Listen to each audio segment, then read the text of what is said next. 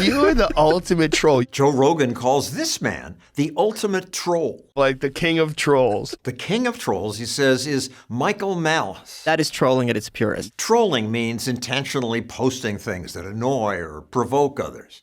Malice isn't just a troll. He's written interesting books, like this one about his travel to North Korea. He also has his own podcast titled You're Welcome.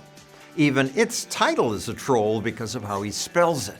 I sat down with Malice for an hour to talk about his book, President Trump, Malice calling himself an anarchist, not a libertarian, and his rude trolling, like when he interviewed Jordan Peterson's daughter. So when Jordan Peterson was having his health issues, I had Michaela, his daughter, on my show. And I said to her, Your dad has influenced so many people so much that he's got me taking benzos recreationally. Oh my God. That is such a horrible joke, Michael. Michael, that's horrible. But I got the laugh out of her, so. Here's our full interview. So you're a troll. What does that mean? You just go on the internet and you say stupid things and annoy people? I hope you can appreciate the meta humor of John Stossel in his 70s sitting there in a half scolding tone. So you're a troll. What is that? Just go on the internet and scold people? So trolling is, the troll motto is, you're either going to have fun with me or you're going to be fun for me. And trolling at its best is turning a third party and exploiting their weaknesses and making them into an unwitting performer. Trolling is a type of performance art at its best. It's also used in another sense, which is just being an ass on social media. And that's a sense that I don't subscribe to at all. There's no art to that. You're not an ass on social media. Oh, I am, but not exclusively. There's also the other more fun part. Also off social media, just to be clear. I'm committed to the bit. Michael Malice, has there ever been a person in history that has more support than this fellow Brandon? Let's go, Brandon! It seems like... You keep going on his show, and now you're going to do comedy? I'm thinking about it, yes. On Malice's own podcast, he interviews lots of celebrities. It is the one and only legend, Roseanne Barr. I have become friends with Roseanne Barr, which is one of the greatest things ever happened to me, being friends with her. And I took a flight with her once. We were on a podcast together, and she just tell me all these stories about like Power Agent Sue Menger, like all these people who kids don't know nowadays. I was just sitting at her feet. I'm just like, tell me this. And I think that's what makes podcasting so exciting, when someone has the scars and they can tell you how they got them. And that's certainly been your career. My God, I mean, the things you've seen is ridiculous. I mean, you've been around forever. And I'm not saying that disrespectfully. I'm saying the fact that you're still doing this is a testament to something. I have a crew here that helps me make sure what I say is true. You can listen to Roseanne Barr, and I bet not all of it's true. And don't you dare talk about Roseanne Barr like that. You take that back. Well, no. We don't take it back here. And give me a break. Some of the stuff that Rogan's guests believe is not true, and he admits that. No. He Okay. says that. Oh, no, that's a very fair point. A podcast. The difference between a podcast and a corporate media piece is a podcast is not purporting to be everything we're saying is the Holy Scriptures. But when you watch corporate journalism and the panel, it is regarded as this is the width of acceptable opinion. They are there to manipulate their audience. It was Noam Chomsky where he said the best way to control a population is to have strictly limited areas of discussion and vigorous discussion within those limits. So, for example, Jimmy Dore made the point about if you watch a CNN panel, he'll say, should we bomb the out of Syria or should we bomb the out of Syria? Like, that's the range. And you see this over and over where The View is a great example. It's the Karen mothership. And my buddy Kurt Metzger says, well, it's not called The Views. And the range, the person on that View who was the closest thing to a Trump supporter, which is a majority of America's Trump supporters, or even let's pretend it was 40%, was someone who denounced him in her father's eulogy, namely Meghan McCain. The America of John McCain has no need to be made great again because America was always great. So if you watch that show, you would think, as a deduction, that the range of political opinion is, I hate Trump with every fiber of my being, to I hate him so much, I'm going to yell about him while I'm eulogizing my dad. And that is not at all the range of political opinion in the populace. And that is a mechanism how the corporate press controls the general population. And Rogan schooled me about one of my myths was that everybody has a short attention span. And I spent my whole career cutting things down. Right. And on 2020, we only had 40 minutes of airtime. And if Barbara Walters was taking more, I got less. And shrink it. And I came to believe that was the best thing. And that's why I mostly do 5-minute pieces on Stossel TV. But Rogan's success just proves me totally wrong. Well, I think it's a different paradigm because back then you had 3 networks, right? And they're competing for a gigantic audience. And unless you're, if you lose someone's attention span, they're done, right? So you've got to keep kind of doling out the pellets to it like a rat kind of situation. But now with basically infinite places to watch a show, it's a different situation. You're not watching Rogan to get the news of the day. You're watching Rogan to have an experience. And that's something that, ABC, CBS can't really do because they don't have the space for it. I agree with you. And Stossel TV goes out on these different platforms. It's wonderful when there used to be just one source. But I look at my Twitter feed now, and there is so much misleading garbage. And among some of my friends, they're convinced about stuff that's just nonsense. Well, they were also convinced that Trump was going to put, let's talk about the nonsense coming from official sources. We were told that Trump is going to put transgender people in concentration camps. We were told that Trump's going to start a nuclear war if someone hurts his feelings. There were so many things we were taught that would happen under the first Trump administration that didn't end up happening. There's also lots of things we're taught about the other way. We were told that the Obamacare was going to lead to collapse of the healthcare industry, and we were going to have socialized medicine within a few years. That didn't end up happening. So there's lots of information that's out there that has to be taken with a grain of salt, but somehow if it's under the rubric of ABC News or Fox News or NBC, it's supposed to be given more weight, or CNN, than other outlets. And we saw this when Rogan, who you bring up all the time, he tried ivermectin when COVID was happening, and he said, look, I know what I'm talking about. I went to my doctor, and he's got obviously access to great doctors. Turns out I got COVID.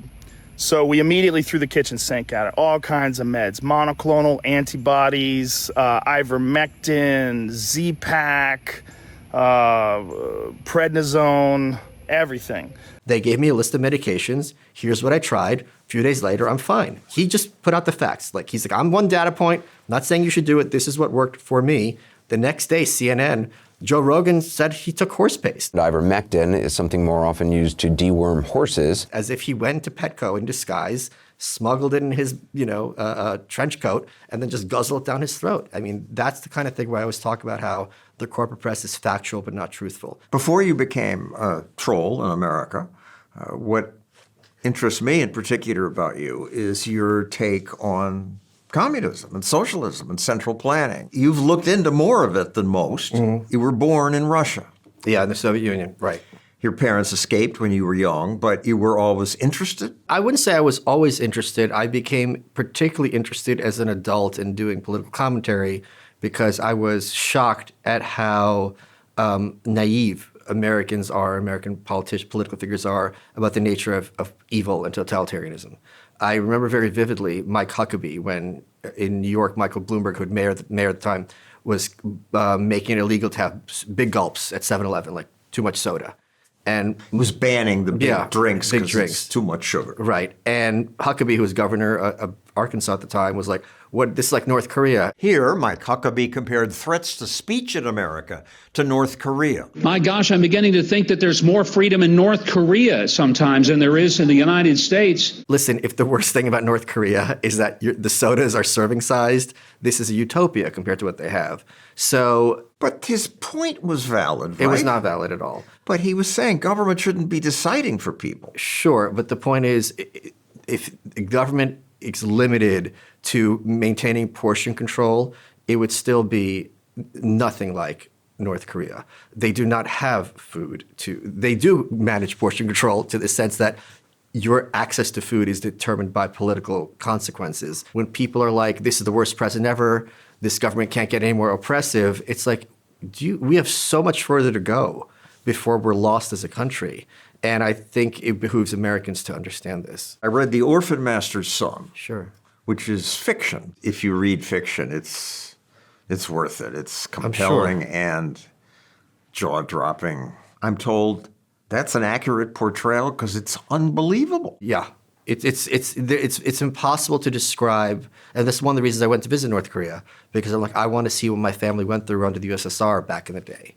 And it's basically, in many ways, a time capsule of Stalinism. Why do Americans need to know more about this? I don't know that Americans need to know more, but I think if people want to be educated about what happens when government runs amok, they can do one of two ways. They can either read Atlas Shrugged, which is obviously a novel, or they can say, okay, what does this mean in practice? One of the things that drives me crazy, and I suspect drives you crazy as well, is when people say, well, communism works in theory.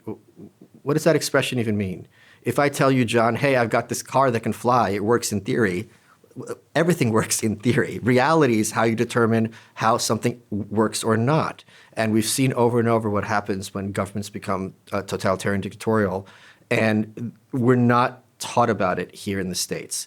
And I think one of the reasons we're not taught about it to the extent we should be is because so much of corporate journalism for decades had been covering it up or even valorizing it. Why? Because they had this vision, because in these countries, these intellectuals, these journalists and other similar types, they're high status. They're the ones who are making the decisions. You know, Ayn Rand said anyone who wants more power for the state is or wants to be the state. This is a Soviet term, these useful idiots, you know, they were championed by the Soviet Union. They were regarded as heroes because they were doing the dirty work of people like Stalin and Lenin. And they were more than happy to apologize and praise every genocide that came their way. For more of my content, go to johnstossel.com. I post a new short video every Tuesday. That's at johnstossel.com. And yet, if you live in North Korea, they succeed. They believe that the leader is godlike. That's true. That North Korea is an example, and they've outlasted everybody else. One of the reasons I wrote my book, Dear Reader, and why I went to North Korea is people have this idea, and I think it's fading away, especially older people, that like, oh, you know, these evil people are stupid or they're crazy. You don't last that long unless you're doing something right. So there is absolutely a method to the North Korean madness, as there was a method to the Soviet madness. You see this even nowadays when people are like, oh my God, you know, the Republicans or the Democrats, they're so dumb. It's like, what seems dumb to you must be serving some purpose that is not at all apparent at first sight. The North Koreans spread leaflets about how wonderful Dear Leader is, and it looks dumb to us. Yeah. The things that they are taught to believe are, you know, absolutely ridiculous, but the costs of not believing or acting as if you don't believe are astronomical. And can you give some examples from your work about what you found in North Korea? Sure. I'll tell you a story as I heard it through a refugee. So they have these kind of Aesop's fables like we would have, but they're all about the dear leader Kim Jong-il, the great leader Kim Il-sung, who was the founder of North Korea. He makes it rain, he makes the sun shine. Well, this is even better. Hold on. So we know 1 + 1 is 2. And when the dear leader Kim Jong-il was in kindergarten, he raised his hand and he goes, teacher, that's not true. She's like, what do you mean? And he goes, well, if I have 1 drop of water and another drop of water, I don't have 2 drops, I have 1 big drop. And the teacher's like, wow, what a genius. And I met a refugee, and she had learned this in kindergarten, and she thought to herself at the time, this is the stupidest thing I've ever heard. But she knew, even at that age, to keep her damn mouth shut. Because if she starts questioning this, it's going to have massive consequences for her and her family. So this is the kind of things that they're taught that are absurd. Here's another example. If you read the propaganda, it's very monotonous. Because the propaganda is, when I use this as the basis of my book, Dear Reader, it's based on the assumption that everyone in North Korea is mentally handicapped, because here's how it works. So there's a bottle factory, the machine's not working, no one knows what to do. The dear leader shows up, fixes the machine, everyone applauds, and he goes to the next chapter. Next chapter, there's a problem in the shoe factory, right? For this story to be true, none of these people working in this factory for decades understand how to fix the machine they use every single day. Only he can. And you can understand if this were factual, then yeah, you really need this guy, because otherwise all industry is going to collapse overnight. And one of the things they brag about is that unlike other countries, even these so-called communist countries, their leaders have field guidance. Rather than sitting in an office, they go out into the field and they kind of help with the problems in every industry. And all their newspapers, North Korea, it's very insular. You don't learn about the outside world. The newspapers are like, here's a farm and dear leader Kim Jong-il came in, he told them how to make the wheat better. So when we were given on the plane, we were given old newspapers, but they're interchangeable. Like last Thursday's newspaper is going to be the same as next Thursday's. It's the same story over and over. They have all these brochures wherever you go. So they tell you that the South Koreans and the US imperialists have built an invisible wall to divide the Koreas that it's flush basically with the mountainside, that you can only see it through the north. And they put those those like on the Empire State Building, those stereoscopic goggles that they are, so you can look at it and you're like, what am I looking at? Is this a road, whatever? But this is the pamphlet of the invisible wall that divides supposedly the two Koreas. How did you get there? I thought people aren't allowed in North Korea. You've never been? It's the new Milan. No, so my friend Ed, dumb Ed, I saw his picture on Facebook in front of a North Korean tank in Pyongyang, the capital city. I'm like, what's going on? And of course, he met someone at Burning Man who does these tours. So it was legal for quite some time because they wanted Western money because North Korean currency is worthless, externally. So it was legal to go. It only became illegal after Otto von Beer, who I think shared the same room I did in the same hotel, left North Korea in a persistent vegetative state. But it's not legal now. Now, after that, travel to North Korea became illegal for Americans. And they shut down extensively during COVID and only recently opened up at all. But now we have the internet. I naively assumed once information is in the clouds that people everywhere could get some and see the truth. Right. So North Korea might be the only country where you don't have internet access. So they have an intranet they've been developing, but foreign access to foreign information is death penalty stuff. And the great leader Kim Il-sung said, class enemies must be exterminated to 3 generations, which means if someone in your family commits a crime, 3 generations are punished. And you're not often told who did the crime or what. You're just rounded up or punished. Yeah. And if you're living in the West, it's the height of luxury and debauchery. People change their clothes 30 times on average. Yeah, there's this book that you're quoting from. It's the story of a young man's memoirs on his escape from South Korea, Pyongyang, Korea, 1989. By the way, they always refer to themselves as Korea, and North is lowercase n, South is lowercase s, because Korea is one, and the South is not a different country, but a region under the occupation of the U.S. imperialists. So according to their mythology, Korea is the only racially pure country on Earth, and the first country on Earth. They really believe that the capitalists are changing their clothes 30 times a day? Thankfully, so here's what's fascinating. Information has gotten easier and easier to access. I see behind me, you have those encyclopedias, right? Now we have Wikipedia. Anyone at any time, just get on their phone, you can look up anything, right? And that's, instead of having to pick up a book, leaf through it, try to find something. The easier it is for information to flow, the harder it is to censor that information. We don't have footage from the 1930s, what happened in Ukraine, because cameras were ubiquitous. Now try to hide something where everyone has a camera. We saw this during COVID when the reporters are being dishonest. Average people with their videos on their cameras just put it up on social media instantly before it even hit the newscast that night. So as a result of this, thumb drives and other bits of information were smuggled into North Korea, so there's a far greater understanding of what's going on in the rest of the world. And in fact, they have had to change the propaganda accordingly. They used to say that the whole world envies us, that all these other countries are starving, and now they acknowledge, okay, we're poor, but we're poor together, and we're struggling together to make a more prosperous future. So they've had to adjust. Your recent book is The White Pill. Yes. Taking off on the Matrix, I assume, and being red-pilled. Sort of. So the red pill and blue pill are for the Matrix. You take the blue pill, the story ends. You wake up in your bed and believe whatever you want to believe. You take the red pill, you stay in Wonderland, and I show you how deep the rabbit hole goes. After that, there became the black pill, which is like, it's a wrap. Like either America or the West is doomed, and the white pill is a symbol of hope. What does white pill mean? Well, the book is about the rise and fall of the Soviet Union. So one of the things that was getting to me is how many people, especially young people, in recent years were getting discouraged about the future of this country, the future of civilization in general, and they thought, we're done. Like, even if we have these small stopgap victories in the long range, it's over.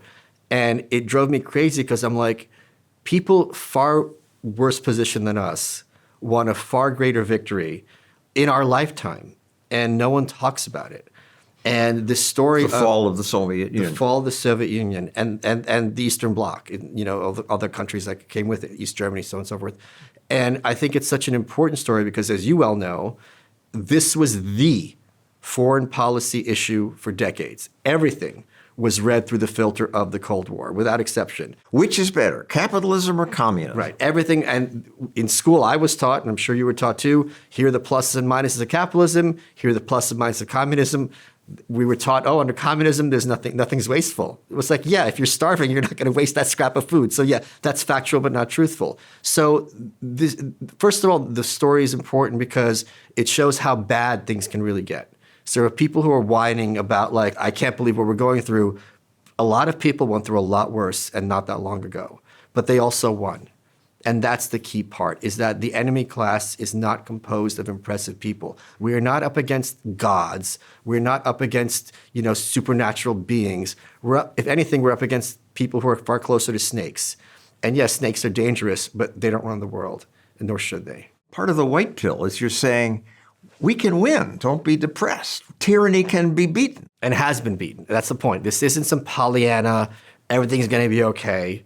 This has happened quite recently. I'm sure you remember, because you were old enough to remember, because I was kind of a kid. I didn't realize the significance. When that Berlin Wall fell, it was a huge, momentous moment. People don't even realize how insane this was, that for 28 years, you had a city surrounded by concrete, and it was a demented prison where the ones on the inside were the ones who were free. And that people were risking their lives and often lost their lives trying to climb that barrier and escape into freedom. And into Berlin, which was surrounded by the wall. Yeah. I had thought for a long time that it's just like a wall halfway dividing a city into two, right? It was surrounding it. And it's just the kind of thing where if you told someone about this nowadays who hadn't heard of it, they wouldn't find it believable. It's just insane.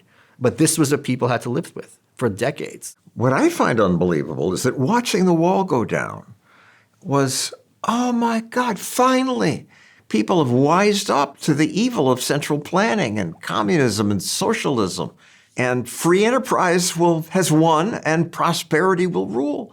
And yet it doesn't. And the academically smart college students oppose it and want to go back to some form of socialism. Why? Well, I don't think people are capable of wising up in general. I don't think they have the capacity. These academically smart college students, well, one of the points I've made for a very long time, and to quote Ayn Rand, the universities are the real villains in this picture. Like that, you go to school as a beautiful young co-ed, and then you leave 4 years later as a swamp walrus who can't have a conversation with their parents. So the universities are clearly the real enemies in the picture. And how does this happen? I mean, they just want to advance themselves like everybody else. Who's they? The professors and the administrators. Right, how did it get so crazy? I don't think they're crazy at all. I think they're depraved. And because professors are, as a rule, completely mediocre people who cannot compete in the marketplace of ideas. How are they mediocre? They competed against everybody else in their high school, and they got into Yale. I'll tell you exactly how. Because a Yale degree is something that's irreplaceable, even today. If I have a Yale on my diploma, my life is set. That's the ultimate in privilege, right? Which is why these endowments need to be seized and distributed as reparations. But if I'm an academic, that means I can't be a podcast host. I'd be making more money.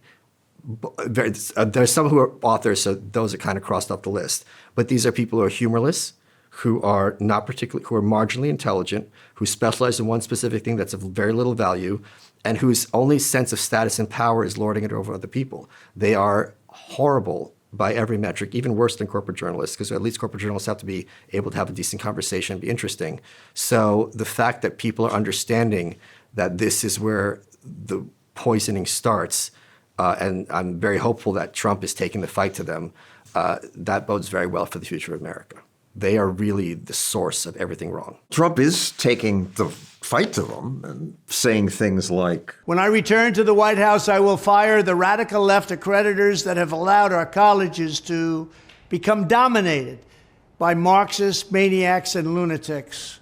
Yeah, he's wrong on that because they've been dominated by Marxists for like 100 years. So this idea that this is a recent phenomenon, you know this perfectly well. I mean, you're telling me like in the 1940s, like was that 80 years ago, that Marxists weren't heavily involved in the universities? This was the Woodrow Wilson's a mentor. Was his whole, he invented the American Economic Association specifically to fight this idea of liberalism in economics and to introduce the idea of government interventionism. So this has been going on for over 100 years. but is it the president's job to get people fired? Is that democracy? Oh, I'm not a fan of democracy, but I don't think it's the president's job. And I don't want them fired. I want them fired out of a cannon. Why are you against democracy?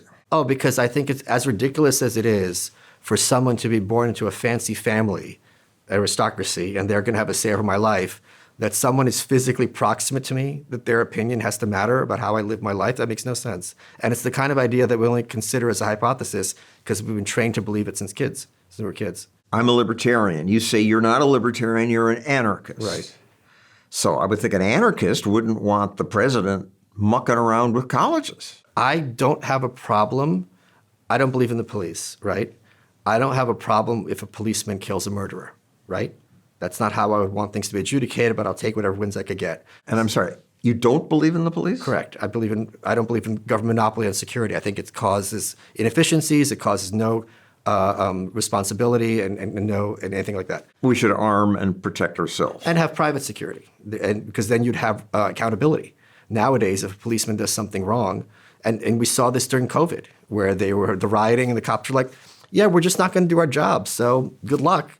I mean, imagine any private organization saying, we're not going to provide security because things are getting tough. They'd be out of business overnight. We need more people like Kyle Rittenhouse, who got maced by the police, by the way. People don't realize that. He was assaulted by 4 people. The 4th one was the cop who had no consequences for this that night.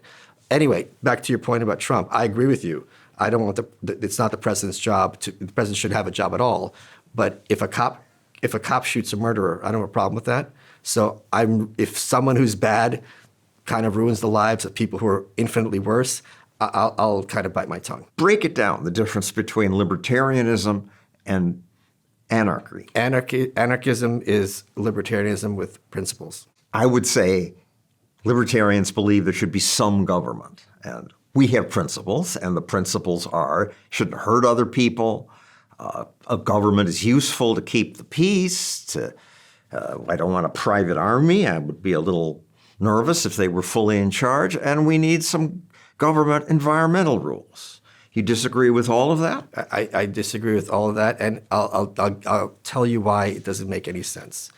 Because if you had a government monopoly on production of food, as they had in the Soviet Union, is that going to mean more food or less food?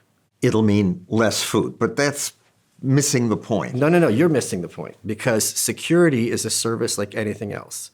So you understand, I had you on my show, and I did my best John Stossel impression. Okay, I'm going to ask you a question in my best John Stossel style. You ready? You call yourself a libertarian. You say the free market can provide better than the government on most things. Yes. Books? Books. Let me think. The free market, yeah. It was pretty good. And I said, should the government be producing books? And you go, no. I said, well, should the government be producing helicopters? And you're like, no. And I'm like, well, maybe. We don't need government at all. Point being, when you have something as important as security or anything, food, education, to have it at the purview of a monopoly, let alone a government monopoly, makes no sense. People understand in every other context, including you, when you have a monopoly, it is expensive, you have shortages, and you don't have accountability. But somehow when it comes to security, you're okay with this, and then you live in New York and wonder why it ends up being the way it is. Well, I'm not saying it's efficient. I'm just saying it's better if government does it. How about pollution? My smoke goes to other people's lungs. Under anarchy, there's no incentive that would deter that. Of course, there'd be, that's an aggression. Of course, you'd have an incentive. That's you are violating my space. So that would be adjudicated under private arbitration, which would be faster and more efficient. But let's talk about pollution, because as you talk about all the time and as you understand perfectly, despite the propaganda, the pollution is the problem of places like China. Under places where you are not producing wealth, you have to drain every bit of resource, and where human life doesn't matter, you're going to drain every bit of resource that you can. And if it costs you people getting cancer and dying, you don't care because no one can do anything about it. So the pollution is a complete red herring because it is by far the fault of poor countries and dictatorial countries as opposed to free markets, because under free markets, people are more invested and have more of a space to say something to clean up the environment. If I let my car emit all kinds of smoke, I could save money not having that fixed. But the point being, the pressure would be on the car manufacturer to produce a car that isn't capable of doing that. And you have this happen nowadays. If you go to Whole Foods, they'll have the little button on the product that says, this is ethically sourced. So it's not really going to be up to John Stossel. And there would be some John Stossels out there who make those polluting cars, or they don't really care. But the point is, all the pressures on cars and all these other mechanisms are far more a function of people getting informed and involved than it is a function of government laws. And you're not going to have government laws to begin with unless people are informed. They're always a consequence. But the air and water were getting filthy before we had these government pollution control And how'd they laws. get cleaned up? Through government saying... They got cleaned up because you had organizations that are saying pollution is bad, killing species and not having them recover is bad. And overwhelmingly, people came around to like, this is true, and these companies did something about it. The government laws came as a consequence. From public pressure, right? Not from laws? From public, correct. We agree to disagree on that. For more of my content, go to johnstossel.com. I post a new short video every Tuesday. That's at johnstossel.com. We libertarians say, vote with your feet. And you have. You used to live here in New York City. Sure. Now you're in Austin, Texas. Yes, along sir. With all the cool people. Oh, yeah, all of them? Well, you're here, so not all the cool people. Joe Rogan, Elon Musk. Lex Friedman, Kurt Metzger, yeah. Talk about that. You've been a New Yorker for a very long time, right? You were here in the 70s and 80s. So I think a lot of times cities punch above their weight culturally when you have this cross-pollination. You had this in Paris in the 20s. You had this in New York, late 70s, early 80s. And now I think we're seeing it a bit in Austin because Austin is becoming a big Venn diagram. You have the biohackers, you've got the podcasters, you've got the comics, you've got the cold plunge, crushing at white people stuff. But everyone talks. The thing is, when you go to a party, you never know who you're going to talk to. It's going to be someone interesting. And New York used to be like that. Brooklyn used to be like that. And they destroyed it. And it's something I loved about New York and remember very vividly. And something that's very exciting to see happening now in the great state of Texas. Back in time, around World War II, you write about FDR's vice president comparing Siberia to America's Wild West. Yeah, that was his quote, that basically his vision was that Siberia is a new frontier for the Soviets in the same way that the West had been a frontier as America moved westwards from the eastern seaboard. And there are no two countries more alike on earth than the United States and the Soviet Union. This is the vice president at the time. What he didn't point out is the reason so many people were moving to Siberia wasn't because there's gold in them, there hills, or there was gold in them, there hills. These are gulags. These are concentration They were camps. forced to go. Yes. It was a prison. Gulags were nightmarish prisons. It was a gigantic gulag archipelago, as Solzhenitsyn wrote in his books. So yeah, he was the quintessential example of a useful idiot, and he came back just raving about it. And thankfully, many years later, he came to realize, in his words, that the Soviet system is evil and beyond redemption. But that would have been the end of, when he said it would have been the last year of his second term in office had he been president. I understand why intellectuals say this works in theory. You want to believe that good people can get together and just work it out in a commune, it's like a family. But no commune anywhere has survived. Lots of people start them, these utopian societies. They all die out except for one. Oneida, yeah, they're still around. They make cutlery and stuff. And because they sell this stuff, they've survived. But Although I don't think there's still a kind of this communist utopia, or a little commune. I think they're just basically a company. I'm not sure. So they all die out. But we want to believe this. It's natural. It's warm and friendly. Who's we? That's commie talk. People. It's just... I don't want to believe it. I don't want to believe that I'm going to get together with my neighbors and we're all going to collectively make decisions about my life at all. It's selfish to say money should be the decider. The thing that's interesting is something has to be the decider. Like an example people often use is, how can you put a price on a human life?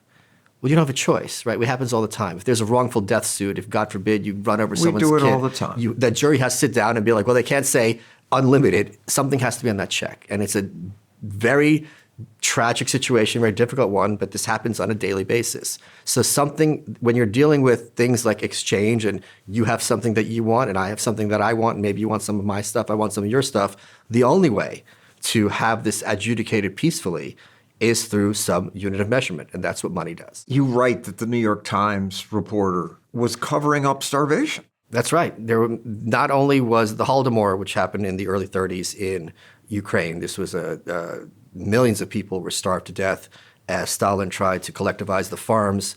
The New York Times explicitly, constantly said, there's no famine here, the people are just merely tightening their belts. Well, people tighten their belts when they're either exercising or they don't have food. It's not a fashionable thing in this context.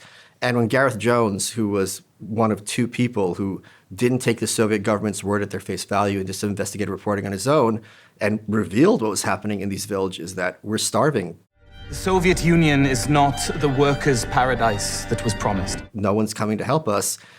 Walter Duranty from the New York Times made it a point to denounce him as a liar and a fraud, and the entire Moscow press corps joined in on this kind of chorus of depravity. He said, well, they're hungry, but they're not starving. Later, he said, you know what? A good reporter tries to earn his salt, and sometimes we get it wrong.